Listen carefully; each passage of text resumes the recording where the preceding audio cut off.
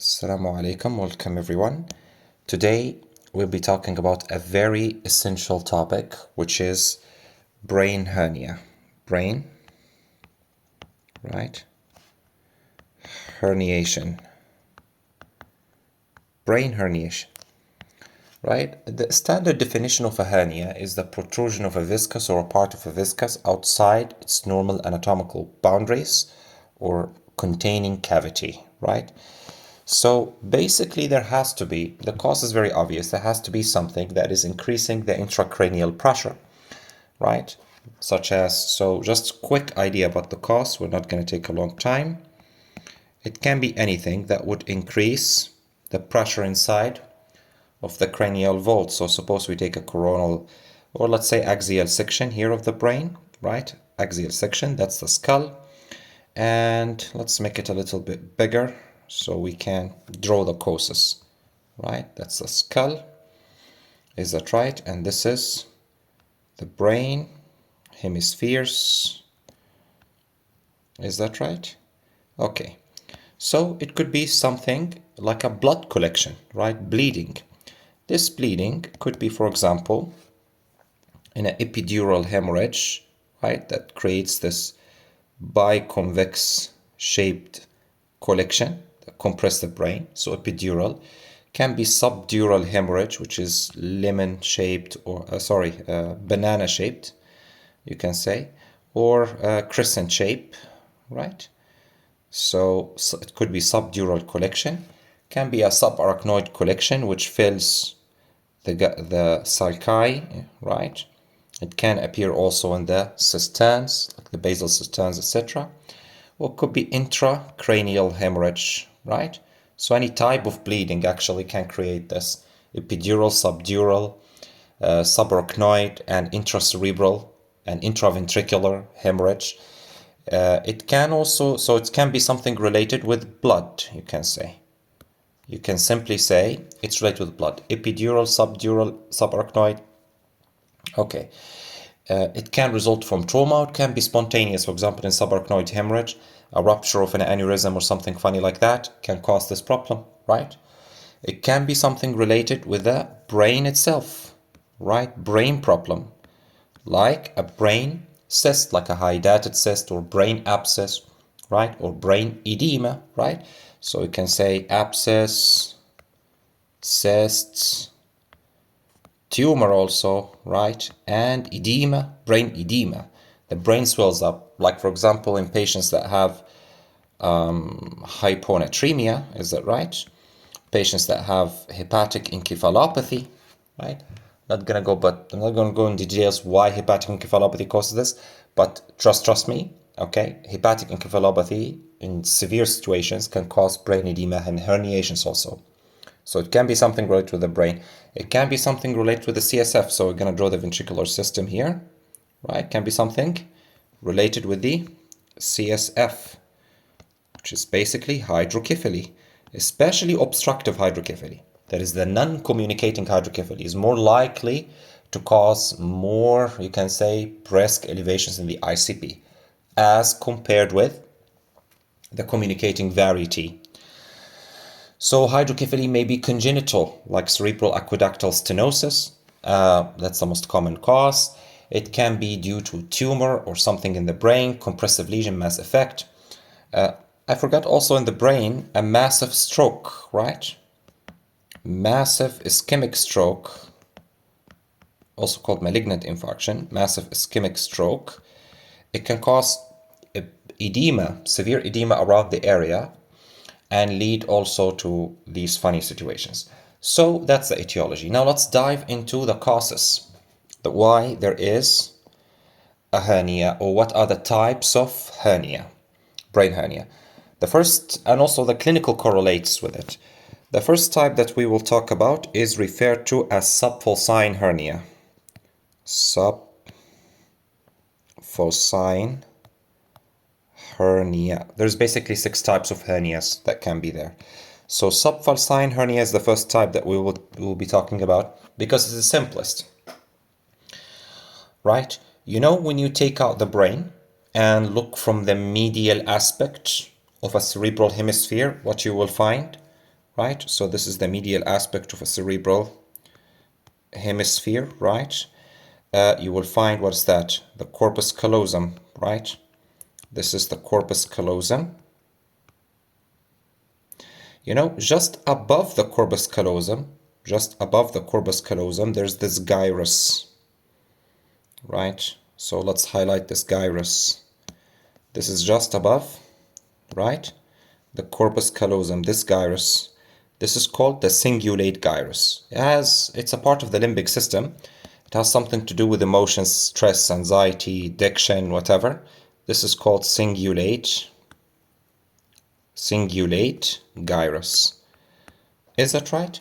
And we know that the two cerebral hemispheres are divided in the interhemispheric fissure, right, by the falx cerebri, right? Remember anatomy? Falx cerebri is right here, which is this dural partition, right? So if you take, for example, let's say, we can say a coronal section, maybe it's better, a coronal section. So this is the brain, right?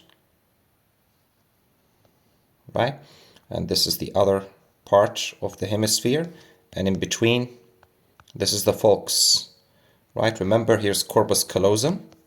That's the corpus callosum present in this section. And the cingulate gyrus is here. That's cingulate gyrus. That's the other cingulate gyrus. So simply, the subfalcine herniation include that there is a mass lesion here, for example, on this side. The direction of displacement is here, towards that area, towards the contralateral side. So it actually involves the herniation of the cingulate gyrus underneath the falx. So it's called subfalcine, that is under the falx. Is that right? So if we can draw the actual thing, all right, after it has, actually herniated and everything. So let's draw that, right? So here's our funny falx,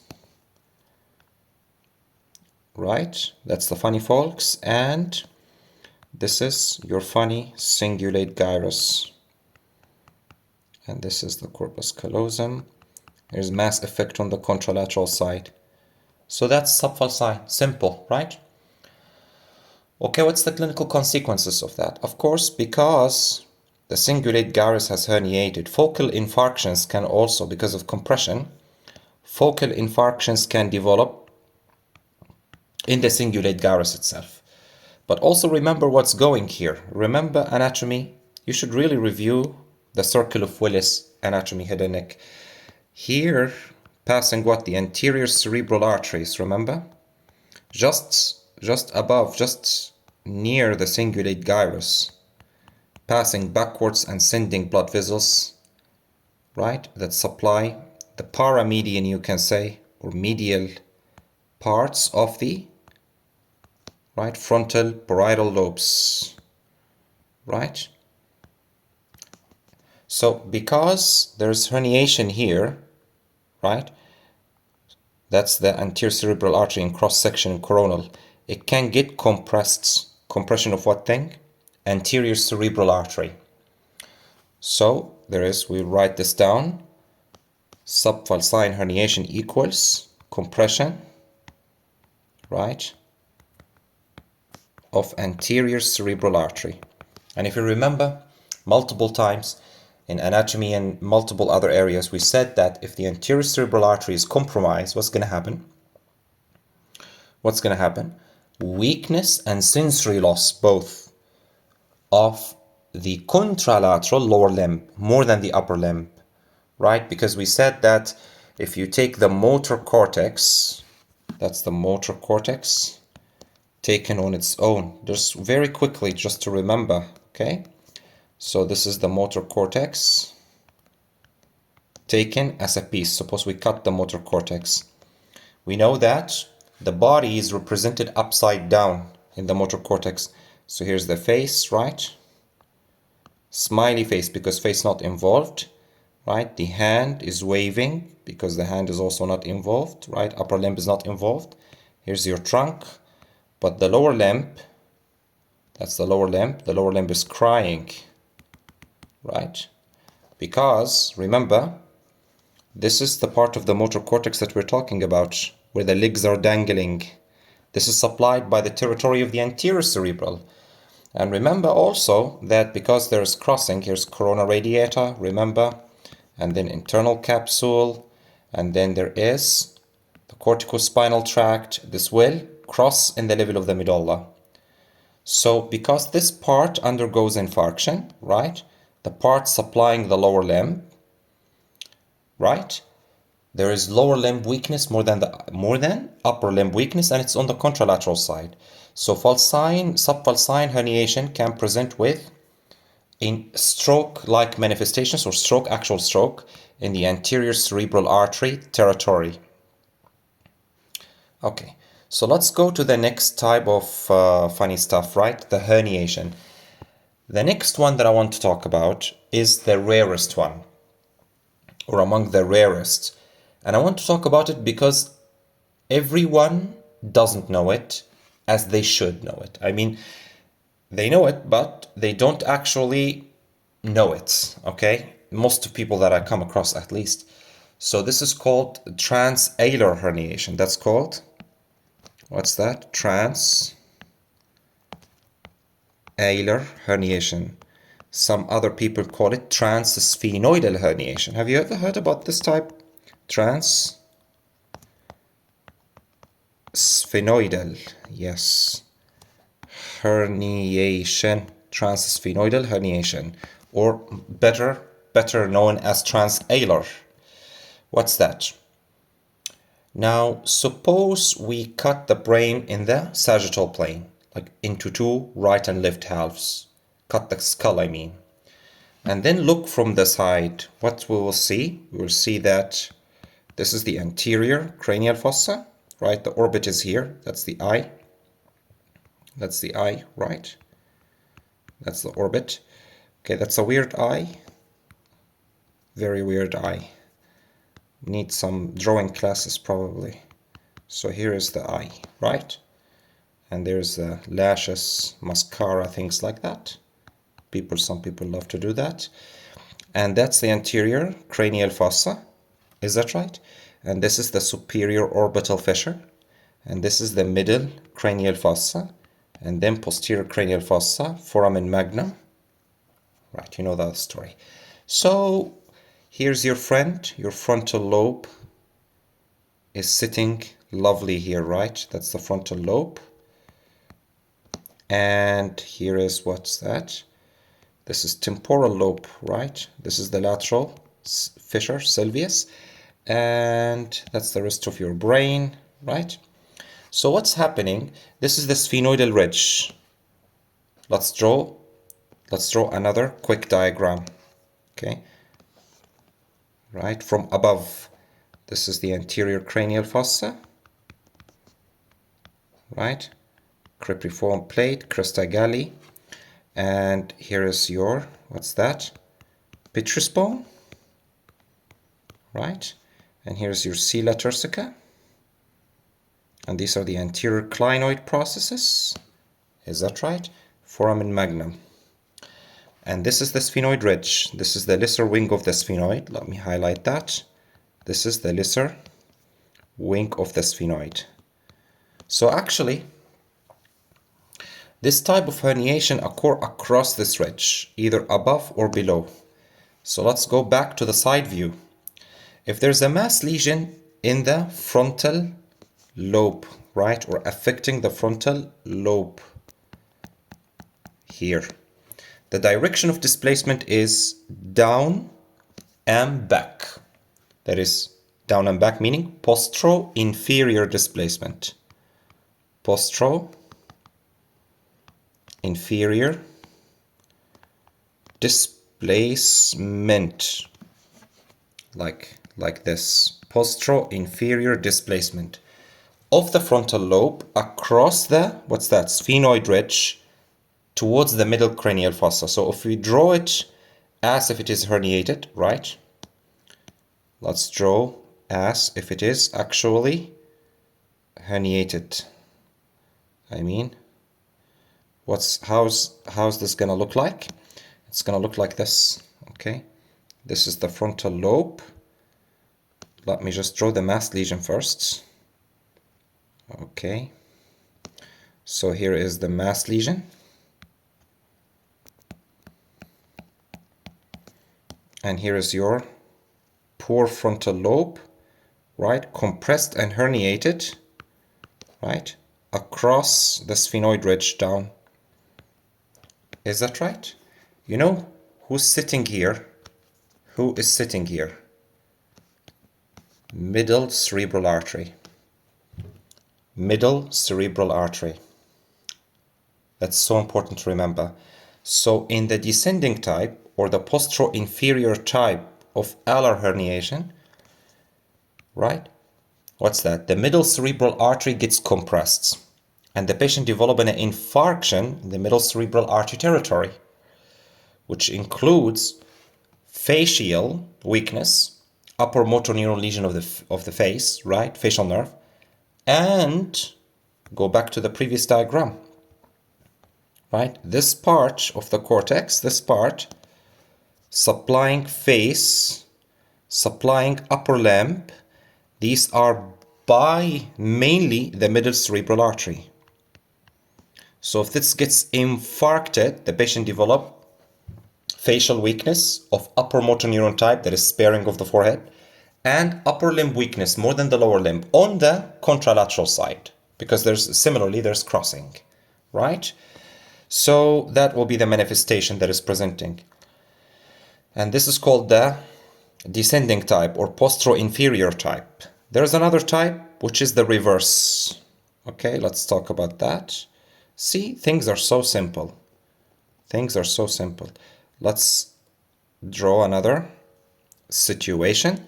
Now, in this situation, let us draw, okay, our beautiful brain. This is your beautiful frontal lobe. And this is your temporal lobe. Here what's going to happen, the temporal lobe jumps across the sphenoid ridge, which is here, anterosuperiorly. If there's a mass lesion here, this will jump anterosuperiorly. So this is called anterosuperior type or anterosuperior displacement, right, of the temporal lobe across the sphenoidal ridge. Now I want to just highlight a small story. You know, if we go back to this diagram, right, magnified, let's go back to this diagram. Okay, now look carefully. Look carefully. You know, on the either sides of the sella turcica, here's what? Yes, cavernous sinuses. That's one cavernous sinus, that's the other cavernous sinus. And you know that the internal carotid artery emerge here. Let's use a different color for that. Okay. Yes, let's use another color. So this that is internal carotid artery. Because you know, if you take from the side, suppose that's the, yes, this is the cavernous sinus, and it's sitting on top of what? It's sitting on top of the skull, right? And this is the foramen what? Lacerum, right? It's sitting on top of the foramen lacerum. And you know the artery has its own bony canal that passes through the bone itself, and it ends up passing in the posterior section of the foramen lacerum and then turning superiorly to enter the, what is that, cavernous sinus, along with the sixth nerve, and then passes from the roof turning posteriorly, right? So as it's passing, it's very near this bone. What's this bone? This is the anterior clinoid process. Anterior clinoid process. If there is this funny situation that we talked about, superior displacement, the internal carotid artery can get nipped, compressed against the anterior clinoid process. You get me? That's the direction of displacement. So the artery can get actually compressed against the anterior clinoid process. And you know that the internal carotid artery, this section of the artery is called, by the way, supraclinoidal part. Supraclinoidal part, because it's above the clinoid. So if it's compressed against it, you know that the middle cerebral artery will eventually give rise to the internal carotid, will give rise to the middle cerebral and anterior cerebral. So in the superior anterosuperior displacement, there will be a problem with both middle cerebral artery and anterior cerebral artery. You get that? Both situations will happen. Right? So this is all about alar, transalar herniation, either supra-anterior or postero-inferior displacement kind of situation. The next type is the type that they love to ask about in the exam a lot, which is called tentorial ankle herniation. Right?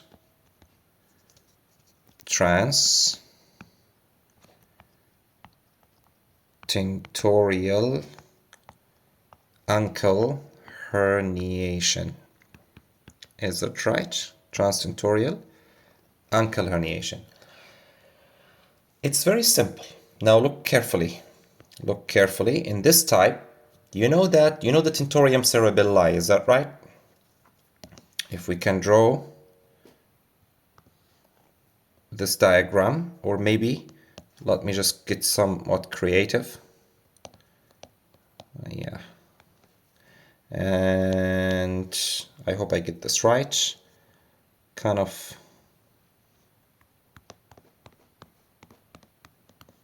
Okay. Yeah, that's the skull. Opened like this, cut, right? And this is your anterior cranial fossa, right?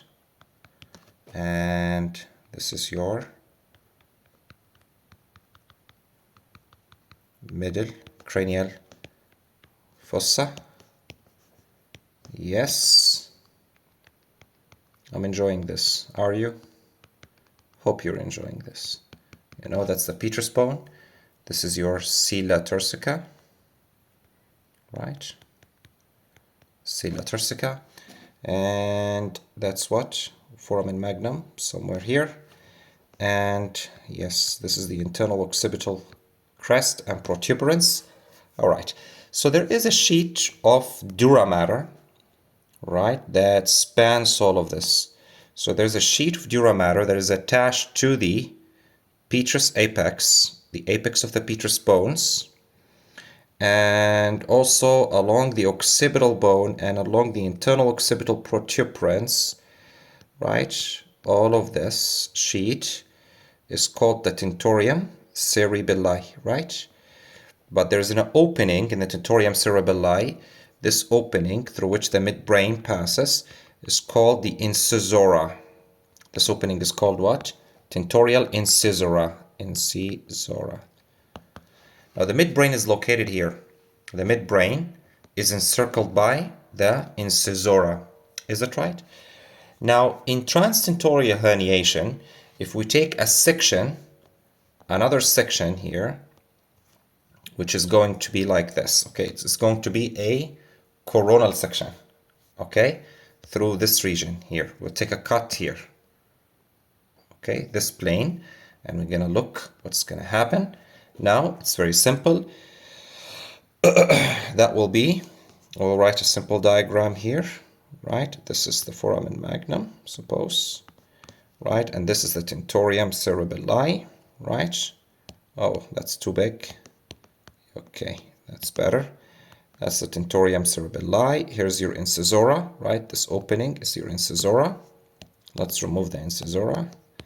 And yes, this is the midbrain passing here. The midbrain has two bulges on front, right?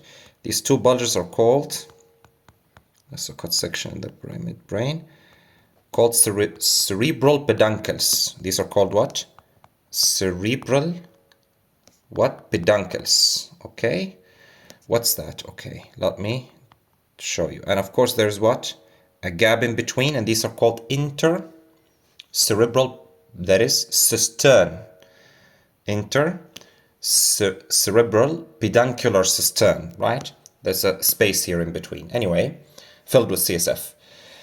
Now, in this type of herniation, remember what's above you. Remember what's above here.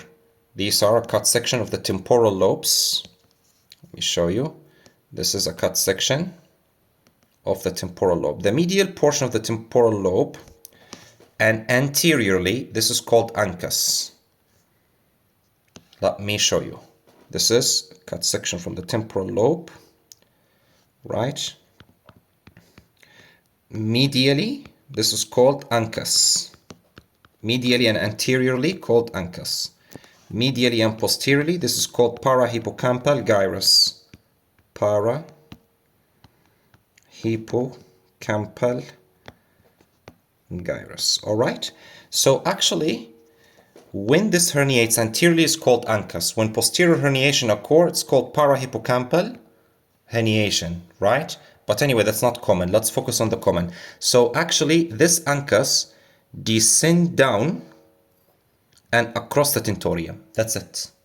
So in the herniated situation, right? Let me draw a herniated situation so that you can imagine it better. In the herniated situation, right? Let's remove the part of the midbrain here. And let's draw the actual herniation of the uncus. So here's the uncus actually protruding down.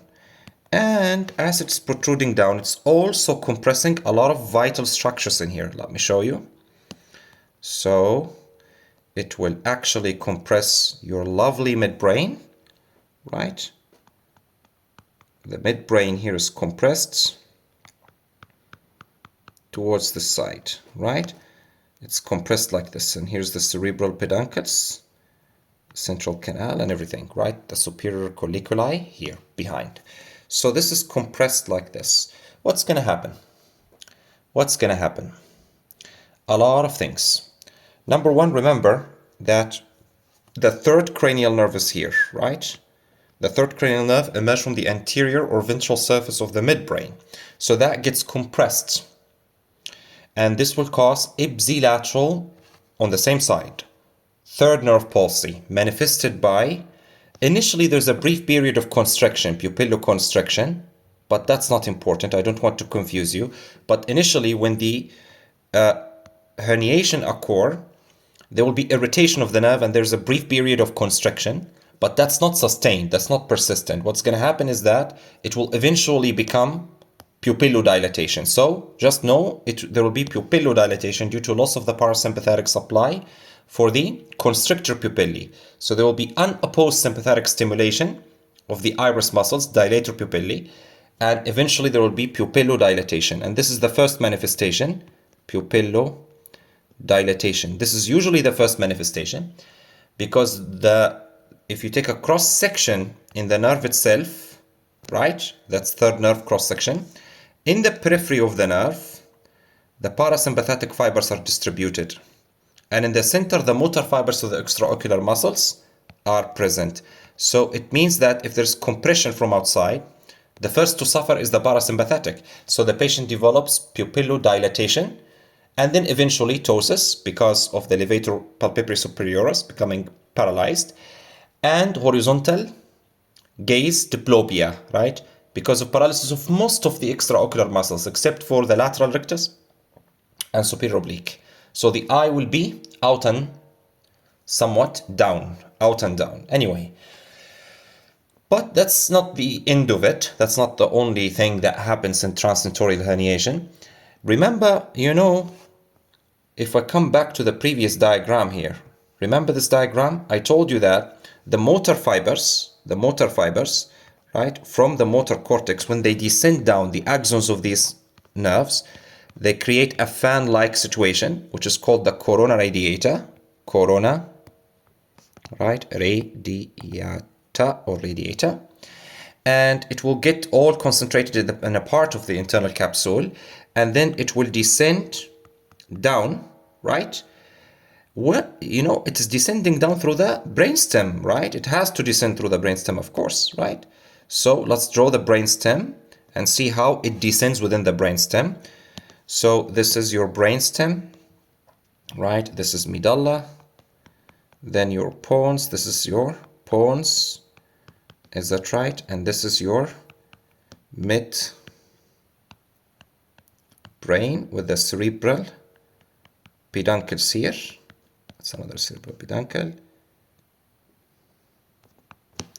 Now, when it descends through the midbrain, right, what's going to happen? It will all get concentrated here into the corticospinal tract. It will actually descend through the cerebral peduncle. So actually the cerebral peduncle is containing what? The descending motor fibers. It's containing the corticospinal tract, right?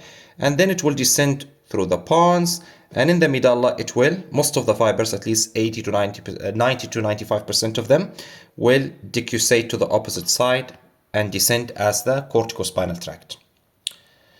So if we come back to the previous diagram here, where there's funny compression, look carefully now.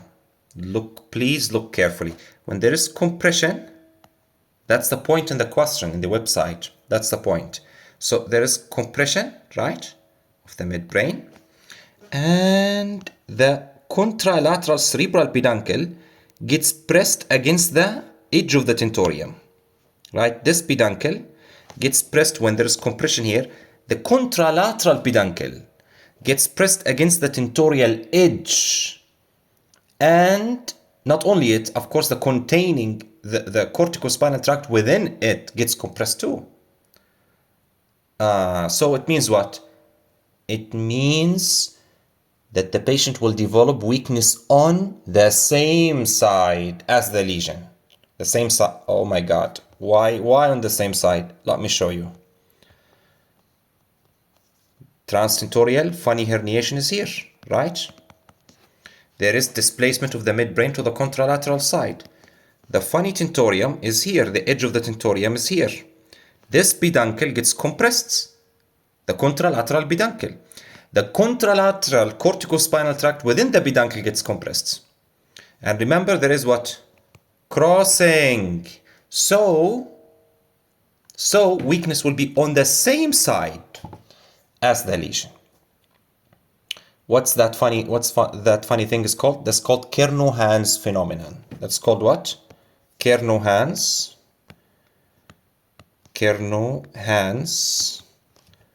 notch phenomenon. It's a false localizing sign. It's a false localizing sign because we're expecting weakness on the contralateral side of the lesion. Generally, when you're speaking about motor problems in the brain, but here it's on the ipsilateral side. That's an exception, right? That's an exception. That's called Kernohan's, and that's what the question point about in the website is about. It's about Kernohan's phenomenon. Is that right? Okay. All right.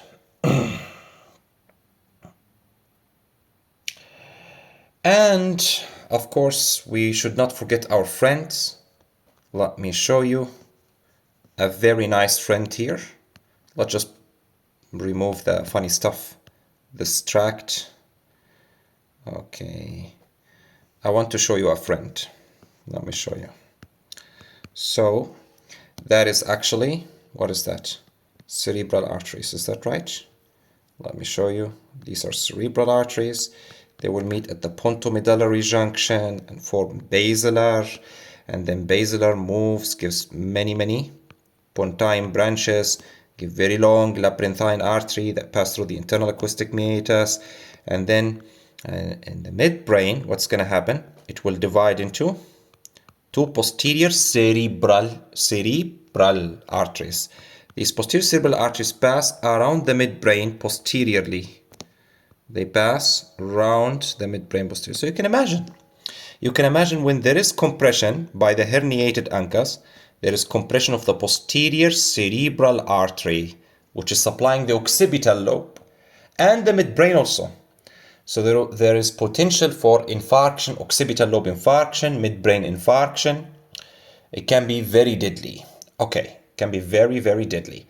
Now, we're done with transtentorial herniation, funny stuff. Let's go to another type of herniation, which is, okay, let's do pixel situation. Oh, I'm sorry, stroke, yeah, to move them quickly, I mean. Okay, anyway, so let's go to something you don't want to meet in your practice, which is central herniation. That's another problem, right? That's called what? Central herniation. Central herniation. Now, generally there are two types for it, ascending and descending. But let's first talk about the descending type. It's a nasty type. So simply, it is a downward displacement of the brainstem through the incisora of the tentorium cerebelli. Let's go back to the previous diagram here, right? So actually, as I told you, that the midbrain actually is passing here, right? So let's go. Yes. So that's the brainstem is passing here, right? All of this is brainstem. Right, the brainstem, here's the midbrain passing through this region. If there is downward displacement of the brainstem due to a supratentorial mass, there's a mass here somewhere, and it's pushing down, it's gonna push down the brainstem through the incisora, and that's simply called descending central herniation. That's called what? Descending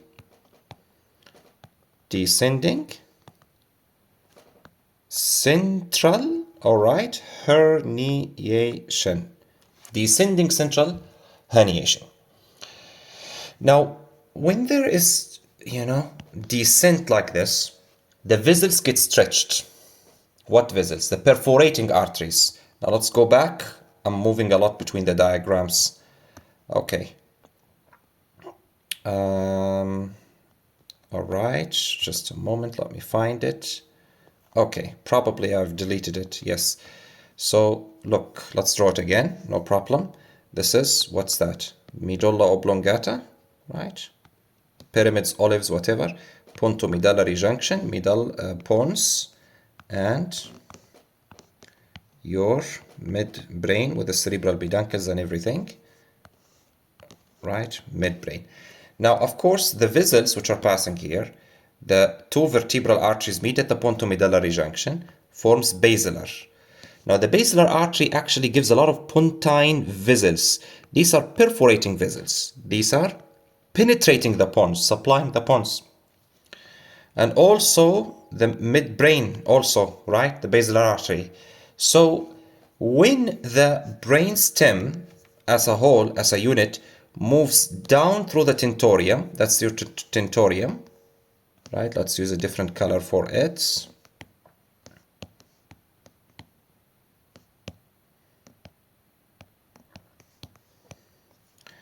Okay, that is your tentorium, right? When the midbrain is actually passing down through the tentorium, these vessels get stretched and then they cut off. Also the veins gets cut off. And small bleeds starts appearing within the brainstem. Small, multiple usually. They can be big, but small multiple bleeds start appearing within the brainstem. These are called what? Diurete hemorrhages. These are called diurete hemorrhages. These are a bad prognostic sign. If you see them on imaging, diurete hemorrhages have dismal prognosis generally. It's meaning that the brainstem is dying. And eventually, yes, it becomes not only that the brainstem descend down, but the temporal lobes which are here, they may also descend along with it. The medial portions of both temporal lobes, they descend down along with it. It's a sad situation. And of course, the patient will progress from abnormal flexor posturing and then extensor posturing and then becoming in a vegetative state or near death state. And as the brainstem is dying, the respiratory centers is also dying with it. And the cardiac centers are also, and vasopressor centers are also dying. and the patient dies, right? They will usually develop Cushing's triad very late, all components of Cushing triad late. You have to keep it in your mind. Hypertension, bradycardia, irregular respiration, all of them, these are late situations. In the other type, which is ascending type, that's the reverse. Okay, ascending central herniation. We don't need to know a lot about it, but I just want you to keep one note that it can cause compression of the posterior cerebral artery or superior cerebellar artery and cause infarctions in the respective territories. Now the last two types, which are very easy, we're not going to spend a lot of time on them. Okay. Yes. Two types, which is one called cerebellar tonsillar herniation. It's a simple to understand type. Cerebellar, right? Tonsillar herniation. Is that right? Cerebellar tonsillar herniation is simply the cerebellar tonsils,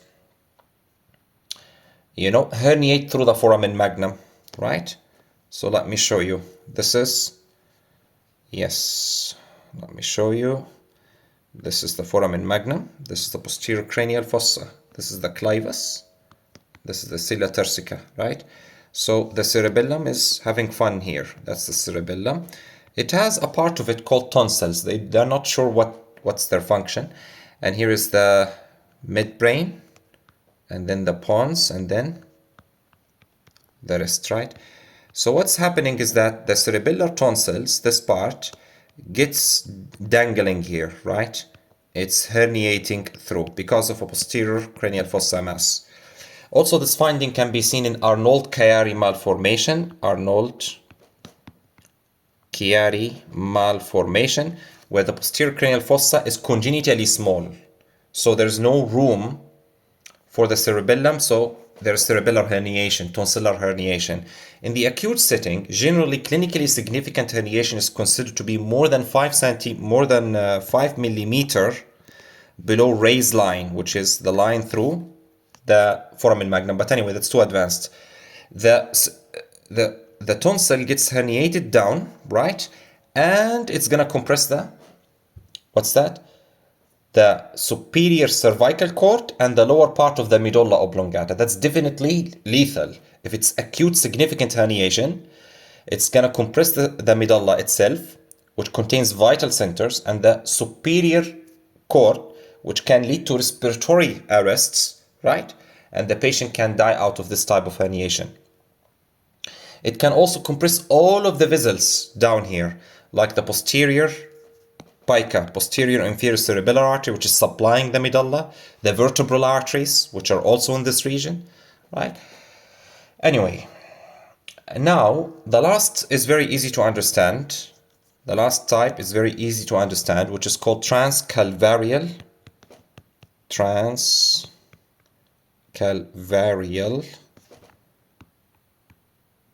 herniation. Transcalvarial herniation is through the skull. Very simple. Suppose someone having decompressive craniectomy and the brain is edematous, right? So that's the skull, right? And that's the brain within the skull. And it is swollen. And then we've decided to remove a part of the skull, right? As simple as that. We've decided to remove a part of the skull. What's going to happen? Because this brain is swollen, edematous, it's just going to bulge through this region, right? Mushroom-like, okay? Transcalvarial. The problem is that sometimes the cortex gets compressed by the bone edges, and infarctions can happen in this part of the brain if it is prolonged transcalvarial herniation. So, as a quick recap, what have we discussed? We've discussed about 6 types of herniation, which are the ones that are relevant. Subfalcine, in which the cingulate gyrus herniates underneath the falx. It can compress anterior cerebral artery. And then we've talked about transalar herniation. There is the supero-anterior part, which can compress the supraclinoidal part of the internal carotid artery and cause infarction in both middle and anterior cerebral, or the postero-inferior part, which can compress the middle cerebral artery and cause problems there. And then we talked about uncal herniation, which is anterior transtentorial. The posterior transtentorial is hippocampal, parahippocampal, but whatever. So transtentorial uncal herniation, anterior part, it's going to compress ipsilateral third nerve, causing third nerve problems on the same side. It's going to compress the contralateral cerebral peduncle of the midbrain and cause ipsilateral weakness, which we call this what? Kernohan-Notch phenomenon. Kernohan-Notch phenomenon, right? And it can compress vessels as well, the posterior cerebral artery in particular. I also forgot another point to add. It can compress the aqueduct of Sylvius, right? The cerebral aqueduct of Sylvius running inside of this region. It can also compress it and cause obstructive hydrocephaly, and ventriculomegaly, enlargement of the ventricles, may be seen on CT. Then we talked about subfalcine, transalar, and uncal, and we talked about central. There are two types, descending, ascending. The descending is associated with multiple hemorrhages called diuret hemorrhages that have bad prognosis, and the ascending, which can compress some vessels like posterior cerebral and superior cerebellar. And then in the end, I told you about cerebellar tonsillar herniation. I hope that's clear. If you have any questions, please don't hesitate to ask. Thank you, everyone, and best of luck.